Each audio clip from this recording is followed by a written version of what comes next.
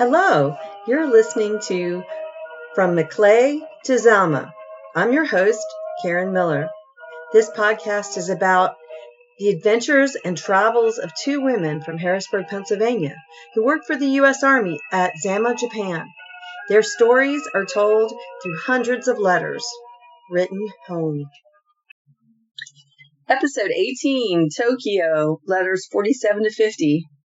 I tried to find out a bit more about Peggy's Colonel Van Tool, her boss, but no luck. So far, she hasn't given me enough information to identify him. No age, no first name, no hometown. We know he's a medical doctor and he's a colonel, and that's it. That's just not enough for me right now. I hope to find out more about him in future letters, though. So this is letter 47 from Peg, written the 27th of October, 1953. Dear Mother and Daddy, I'm just beat. I was with Ann Engel today, trying to learn some of the details of the job, and my head is just swimming. Ann has a lot of last-minute things to do tomorrow, so she won't be in the office, and she sails on Thursday, which all means that I've had the extent of any training from her that I'm going to get. She and Lieutenant Israeloff handle the job together. His wife had a baby girl last night, and I'm so glad because I'm quite sure I couldn't handle an expectant father and a new job at the same time. I told him to be prepared for millions of questions because I'll be throwing them at him hot and heavy. About 3 o'clock this afternoon, Ann got a phone call from civilian personnel who said that all reemployment leaves had been canceled. In Seattle, we were told that at the end of the 2-year tour of duty, we would be entitled to 45 days of leave, providing we signed a contract to come back here for another 2 years. This cancellation means there ain't no such thing anymore. Ann has to pay her own way clear to Pennsylvania and her own way over here again. She was really crushed, and I felt sorry for her. However, she has all her footlockers down at the port and is still going home. Things are really tightening up over here. Yesterday, we learned that all jobs are frozen, which means that we can't change jobs, can't get a promotion, and if we resign, no one will be hired to fill the post. It's believed by all of us that some of the restrictions will be lifted soon because of the rapid turnover of personnel. It will be impossible to run the place without making some new hires or changing some personnel. Of course, everyone blames it on Ike. However, Vi, Byrne, and I were just talking about it, and regardless of how it's hurting personally, I think it's a good thing for the country as a whole to crack down on some of the wasteful ways that have been going on for the last few years. It's just, like I said, a little different when the big economy drive affects us so personally that it hurts a little. The new DAC and officers' mess that I told you about has closed and is now run by the Japanese Central Exchange. The food is greatly lacking in many ways. We now have 2 choices, either eat in one of the snack bars, which is what this new place is, or eat at the Officers Club and pay through the nose. Rumor has it that the Officers Club is going to have its membership restricted to GS-12s and officers of like ranks, so that means that we poor peasants, GS-3 and 4, will be left out in the cold. No, the glory days are over. I must hubba to the Benji. Me back mosquito scotchy. However, after a while, we get to expect crazy things to happen, and now we can take them in our stride. Received the box with the apples and apple butter today, but were the other things pears?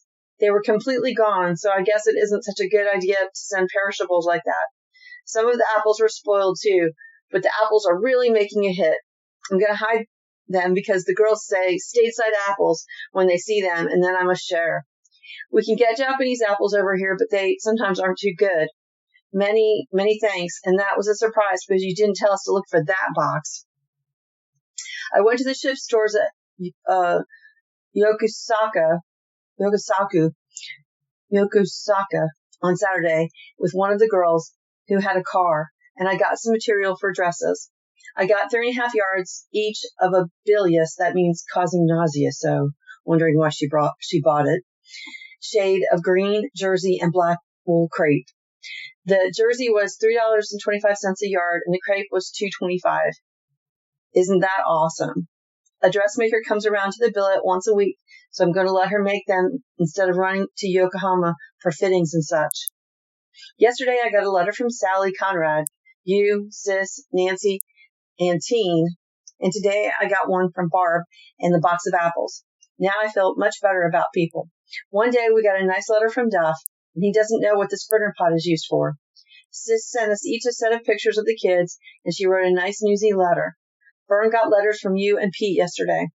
The mail must have been held up somewhere, and it was real grand getting a stack like that all at once. Some of the gals just dropped in, and Vern's reading, so I've been delayed for about an hour. Like your last letter I got, I don't have too much news. I'm still dating Red Dog, the Marine. His squadron is having a party tomorrow night at the Officers Club here, so a fine time should be had by all. Other than that, the great big fat changes that are going on in civil service, things are about the same. Take care of yourselves and tell everybody I said hello. It sure sounds as though Blondie is getting away with murder these days. I'll have to take that young lady in hand when I get home. Love, Peggy-san. P.S. Don't expect any more typewritten letters for a while. I'll be earning my money now. P.P.S. Did you get those pictures taken of you yet for our Christmas present? Letter 48. Peg. The 2nd of November, 1953. Dear Mother and Daddy, while I'm working at the new job, Lieutenant Israeloff, who works with Anne in this branch, is off on 2 days leave to bring his baby son and wife's son home from the hospital. So I'm caught up on the work he left for me to do. I can't go ahead with anything until he comes back, which is day after tomorrow.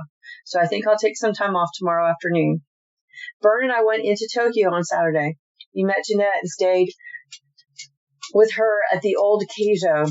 Well, if you please, we were standing at the bus stop here in Zama waiting for the bus to go to the train station when a colonel drove by in a staff car. He stopped and said, "Anyone going to Tokyo?" So you know me, I screamed, "Sure." And I didn't even give anyone else a chance to put in their bid. So we had a very enjoyable ride to Tokyo by automobile. He had to go to a meeting at the Tokyo University, which is about 350 yen from the old Keijo.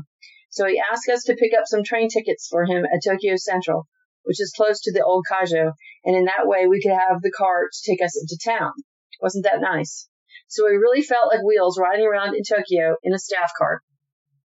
We did some shopping, and then we went to a Halloween party in the club at the old Keijo. Sunday we went on a bus tour of Tokyo. It was nice, except that my feet hurt, and we were all pretty tired. We went to some of the parks, through the grounds of the Imperial Palace, and through some of the shopping districts. At one of the parks, we stopped for refreshments. The guide told us that we could have 1 cup of tea and 1 cake, but if we ordered anything more, then we had to pay extra for it. We thought we'd be served green tea and a rice patty, but instead we had delicious, regular tea and a very delectable piece of goo, regular cake, but decorated beautifully. After that, we felt more like ourselves and enjoyed the rest of the trip. It was a 4-hour tour. Then we went back to the old Keijo and had supper, steak, naturally. She's included a postcard of the building. It looks like it's about 7 stories, rectangular. There's kind of a cool old car parked in front of it. So I guess it's just a hotel. Jeanette was still tired, so she went up to her room, and Vern and I met 2 very nice Air Force lieutenants. We had a very enjoyable evening. About an hour ago, the one I had met called me and said that instead of going to Korea tonight, as he had been told, he isn't going until tomorrow night. And can I come into Yokohama and have dinner with him tonight? So tired as I am, and my hair needs washed. I'm skoshi broke, and it's a free meal. He's very nice and a lot of fun, so I guess it will be worth the trip. Did you get my letter yet about the custom tags and whether or not you had to pay any duty? Please don't forget to tell me. I got your letter today telling about Gus and Gert's visit. We sent both of them Christmas presents in the packages with all the rest. One of the things for Aunt Gert is a fan. I sure hope that they do come down for Christmas because I know they'll enjoy it. The PXs over here are displaying Christmas decorations, but since we have almost all our shopping done and in the mail, we aren't working up too much enthusiasm about it. Jeanette, Vern, Vi, and I are going to a special services hotel for the weekend, and I guess there'll be lots of people there who will be hurting Skoshi too. So we'll have a good time, I know. I'm glad you told me about Mrs. Shaw to send her a present. I'll do that next time I'm in town. One day last week, I got a big, fat, juicy letter from Ethel Freilich. She's pretty active in Eastern Star these days and says she enjoys it a lot. She told me all the news about the lane and sent some pictures of Harry, Sally, and Stevie. It was good to hear from her.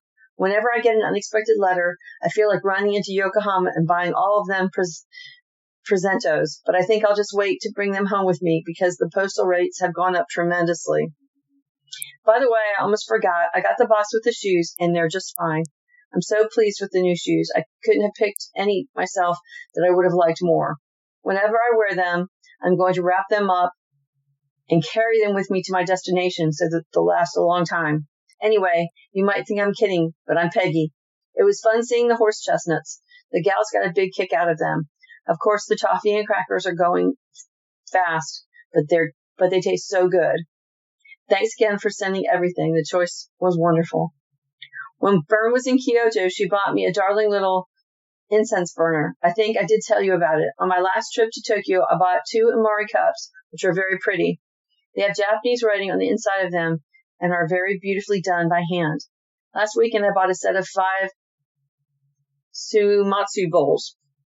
I'm not going to try to describe all this junk because you'll have to see it to appreciate it. But I'm real pleased with them. See why I'm broke? Anyhow, I'm darn sure I won't get this way again and must have mementos, mustn't one?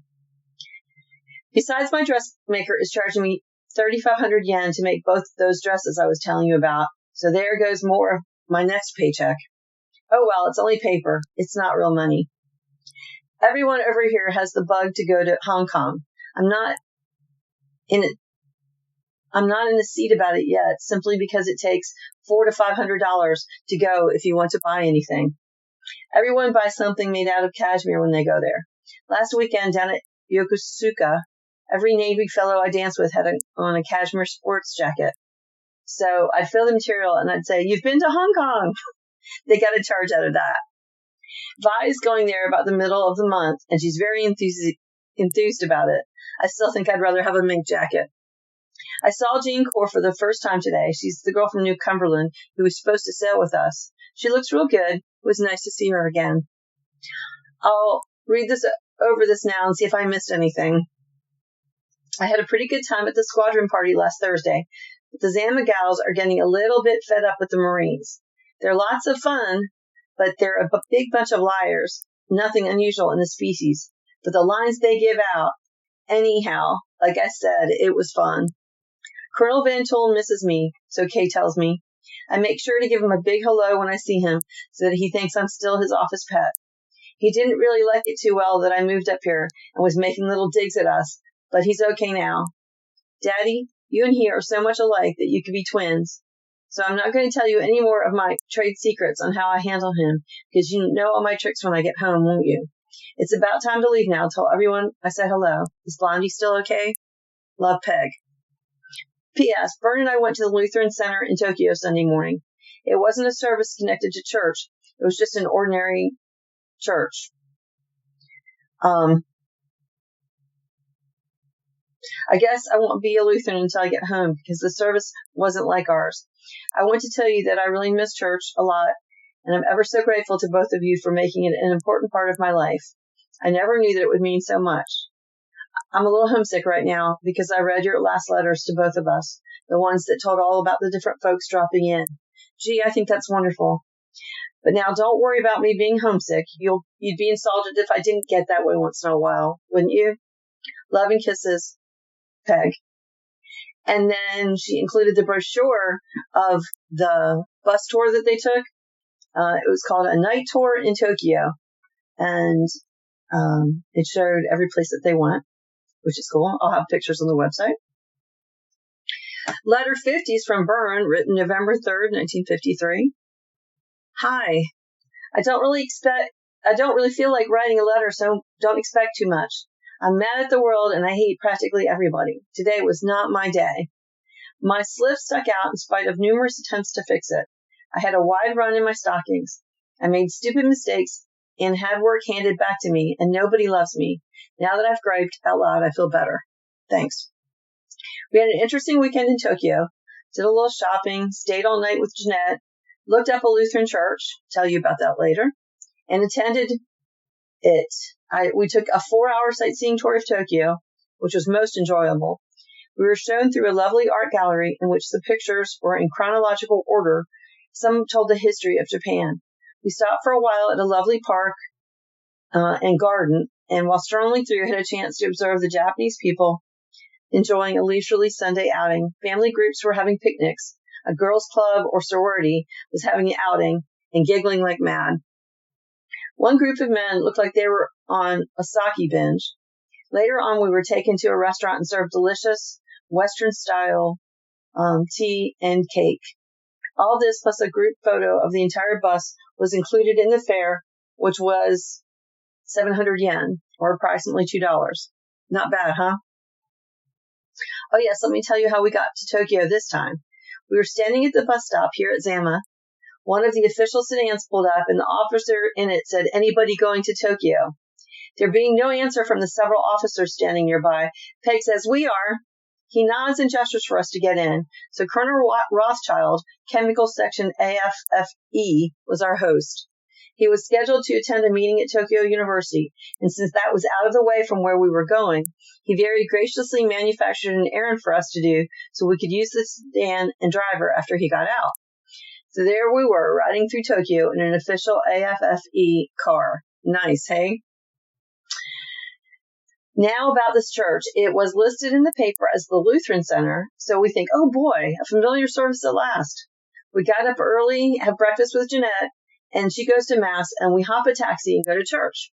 Only again, it is Missouri Synod, and the ritual is unfamiliar. Peg says she will not feel she has been to church until we get back home. I was disappointed too. The box of shoes arrived.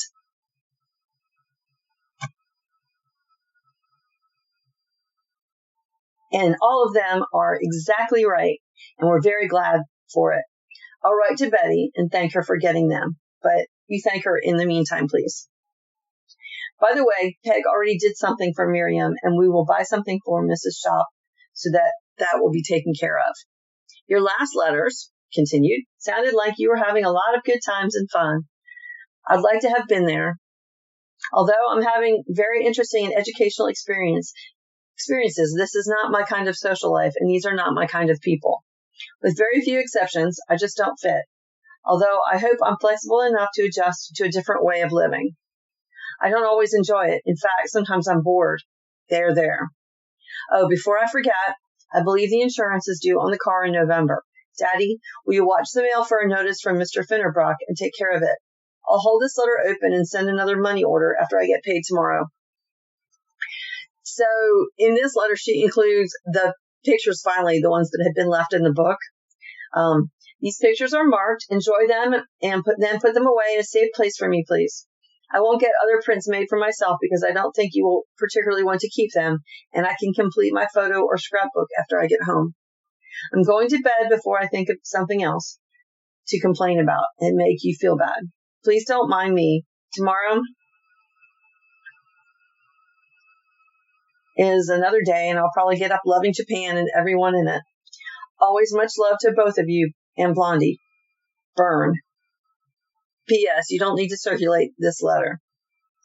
And we get another brochure from the bus ride, and then an adorable picture of 4 little Japanese boys. A photo of adults setting the trees back up after Typhoon Tess. Some sort of plants drying on a structure.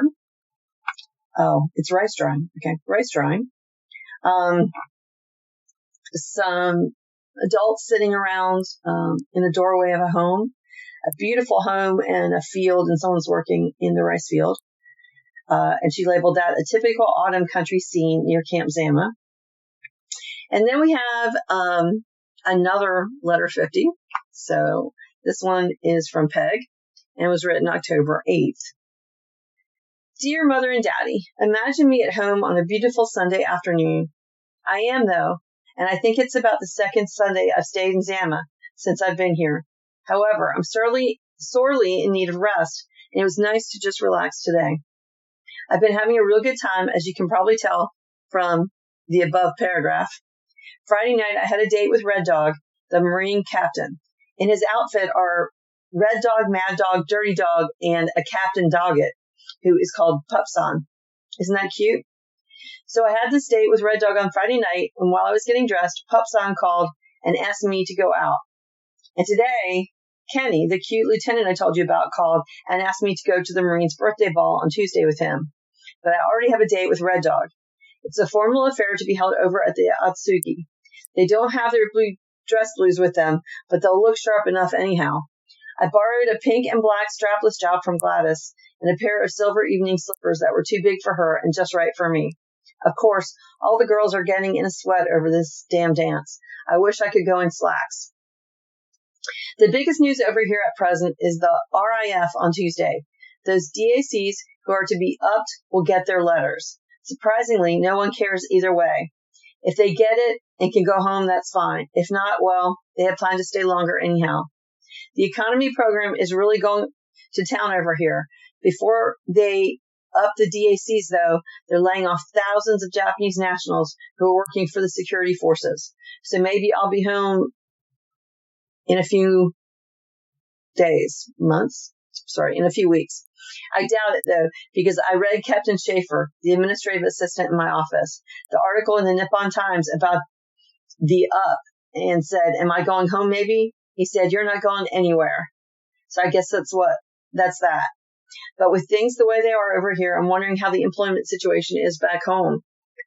I'd appreciate it if you would tell me how it is. Some of the girls have gotten letters from home saying that it's tightening up significantly. I had my first fitting for the 2 dresses I'm having made, and they looked really nice. They'll be finished next Monday, and I'll be glad to have new dresses to wear to work. Speaking of clothes, I wore my slacks to the mess today, and people didn't even try to sneak glances at them. They just stared. Did you get the book When We Get Back Home yet?